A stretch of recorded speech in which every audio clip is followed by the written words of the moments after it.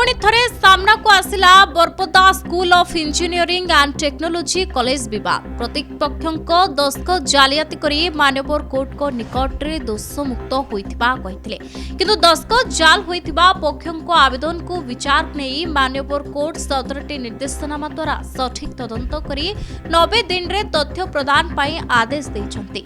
सूचना अनुसार बरपदा कॉलेज रे होइथिबा जीआर केस नंबर 964 2016 रे कॉलेज पक्ष दोष मुक्त होइथिबा कहिथिले, किंतु एही मामला रे प्रतिपक्ष विकास रंजन जेना निजे कोनोसी दस्तखत करिनथिबा ओ मान्यवर कोर्ट को तरफरु कोनोसी चिट्ठी पाइनथिबा नै मान्यवर कोर्ट को अवगत करिथिले। मान्यवर कोर्ट घटना को गुरुतर सह नै विकास रंजन जेनाको एतला को आधार करी समान केस रे अपर पक्षक नाम रे थिबा दुर्नीति जालियातीर प्रमाण तथ्य को भित्ति करी 17टी विषय रे भद्रक ग्रामांचल थाना अधिकारी सठिक तदंत करी 90 दिन रे मान्यवर कोर्ट को निकट रे रिपोर्ट दाखल पाई निर्देश दैछंती। दुख परितापर विषय भद्रकर गर्व गौरव गाड़ीमार ये बरपदा इंजीनियरिंग एंड टेक्नोलॉजी ये जो अनुष्ठान डॉक्टर हरकृष्ण महताब और भद्रकर कृति संतान नरेंद्र प्रसाद दास द्वारा प्रतिष्ठित होता 1957 मसीह कालक्रमे 67 मसीह बंद होता 82 मसीह पूर्वतन विधायक एवं पूर्वतन मंत्री जुगल बाबू को तत्वावधान में बरपदा इंजीनियरिंग एंड टेक्नोलॉजी ये जो शिक्षानुष्ठान गढ़ी उठुला आपण मैंने जानी पूर्वतन मंत्री प्रफुल्ल सामल एवं तांको पुओ तांको बहु एवं तांकर जड़े सहकर्मी महांती ये समस्ते गोटे फर्जरी सोसाइटी एक्ट रजिस्ट्रेशन करी ये अनुष्ठान को निज परिवार ये संपत्ति बोली भाविकी एठू जेतेबेले एठी बहु पैसा एठी आसिला ये अनुष्ठान को से नहीं टंका भुवनेश्वर रे जगह किणिले यार एक एक्सटेंशन विंग खोलिबापाई, किंतु दुख परितापर विषय प्रयासकांति सामल पिता प्रफुल्ल सामल एवं सही प्रयासकांति सामल पिता सरोज सामल प्रयासकांति सामल पिता प्रदीप सामल कहीकि ये जमी की सब बिकिकी 200 कोटी टंका आत्मसात कले। ता विरुद्ध रे बरपदा अंचल स्थानीय उच्च शिक्षित युवक श्री जेना विकास रंजन जेना थाना रे एतला देले ताकू तत्कालीन सरकार समय ताकू बंद कले।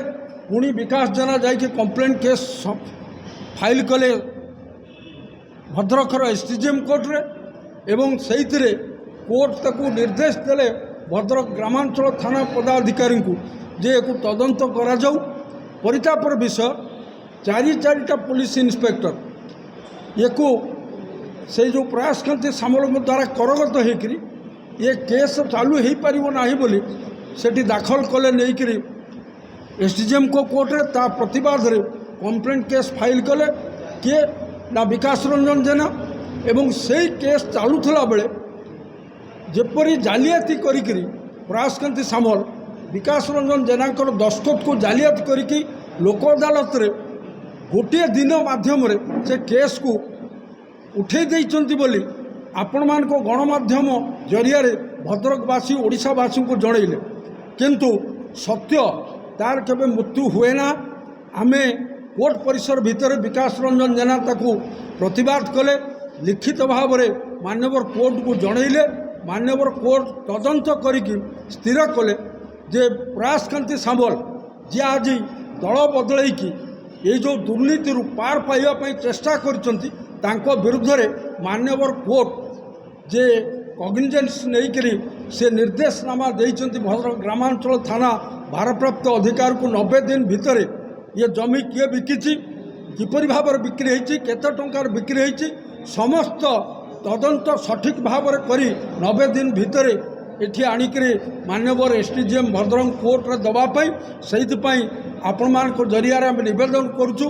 भद्रकर ये गारिमा भद्रकर ये हूँ एक पुरातन शिक्षानुष्ठान तार ऐतिह्य गारिमा भद्रकवासी स्वाभिमान को रक्षा करने दुर्नीति रे संपृक्त थिबा प्रयासकांति सामल ता परिवार से माने ଆଇନ ଆଖିରେ କଣ୍ଟା ଦେଇକରି ପାର ହୋଇପାରିବେ ନାହିଁ ବୋଲି ଆମର ଦୃଢ଼ ବିଶ୍ୱାସ ଅଛି। ଆପଣମାନେ ଆମକୁ ସହାୟତା କରିବେ।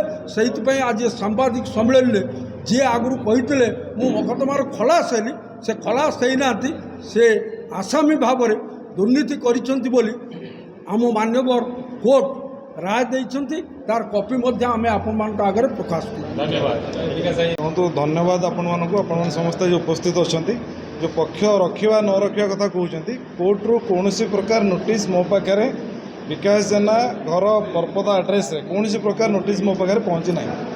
ଯେଉଁଟାକି ମୁଁ ଜାଣିଲି ଯେତେବେଳେ ଏଇ ଯେଉଁ ଭଣ୍ଡ ପ୍ରୟାସକାନ୍ତି ସାମଲ ପ୍ରେସ୍ ମିଟ୍ କଲା ପରେ ଆମେ ଜାଣିଲୁ ଯେ କେସ୍ ଆମର କ୍ଲୋଜ୍ ହେଇଯାଇଛି ବୋଲି। ଆମେ ତାପରେ ବୁଝିବାକୁ କ'ଣ ନା ମୁଁ ନୋଟିସ୍ ହେଇଛି, ଆମେ କୋର୍ଟରେ ହାଜିର ହେଇନି।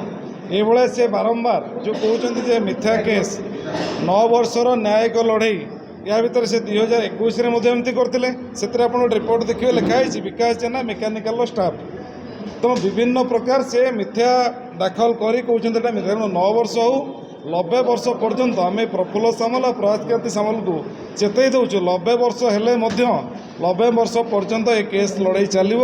ଯେଉଁ ଦୁର୍ନୀତି କରିକି ବାପ ପୁଅ ବୋଉ ଖାଇଛନ୍ତି ତାର ପର୍ଦ୍ଦାଫାଶ ଏମିତି ଏ ଭଦ୍ରକ ନାଗରିକ ମଞ୍ଚ କରିବ। ଆଉ ଏମାନେ ଗିରଫରୁ କେହି ବଞ୍ଚାଇ ପାରିବେ ନାହିଁ। ଏମାନଙ୍କୁ ବାରମ୍ବାର ଏ ଦୁର୍ନୀତିରେ ପୂର୍ବ ସରକାରରେ ମଧ୍ୟ କିଛି ଅଫିସର ସହଯୋଗ କରୁଥିଲେ। ଆଉ ଏବେ ଯେ ଜିଲ୍ଲାପାଳ ଅଛନ୍ତି ଦିଲ୍ଲୀପ ରାଉତରାୟ, ଆପଣ ଆଶ୍ଚର୍ଯ୍ୟ ହେବେ ଯେ 2024 ସେପ୍ଟେମ୍ବର 21 ଦିନ ସେ କିଛି କର୍ମଚାରୀମାନଙ୍କୁ ଡାକି ବାଧ୍ୟ କଲେ ଯେ ଆପଣମାନେ କେସ୍ ୱିଡ୍ର କରିଦିଅନ୍ତୁ। ଯେତେ ସବୁ କେସ୍ ପ୍ରୟାସକାନ୍ତି ସାମଲ ନାଁରେ ଅଛି ଆପଣମାନେ କେସ୍ ୱିଡ୍ର କରିଦିଅନ୍ତୁ, କେବଳ ଦରମା କଥା ଆପଣ ବୁଝନ୍ତୁ। ତେଣୁ ଜିଲ୍ଲାପାଳ ଏଇଭଳିଆ ଲଜ୍ଜାକର ମନ୍ତବ୍ୟ ଦେବାଟା ଦୁଃଖିତ।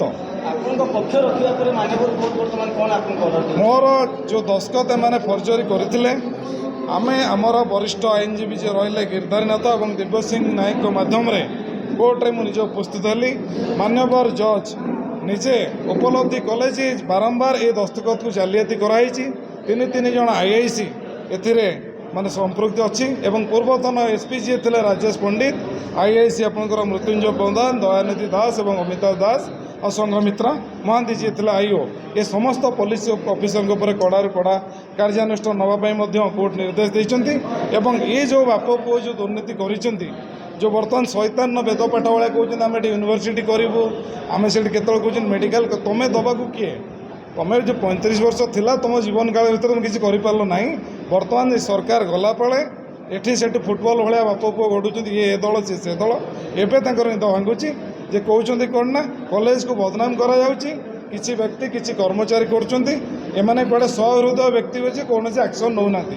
ଇଏ ସେହି ସହୃଦୟ ବ୍ୟକ୍ତି ପ୍ରୟାସକାନ୍ତି ସାମଲ ଯିଏକି କର୍ମଚାରୀମାନଙ୍କ ଉପରେ 500 ଲୋକ ପଠାଇକି ବୋମା ମାଡ଼ କରିପାରନ୍ତି। ଏବେ ବି ସେ ବୋମିଂ ଆକ୍ୟୁଜ୍ କେସ୍ ଅଛି।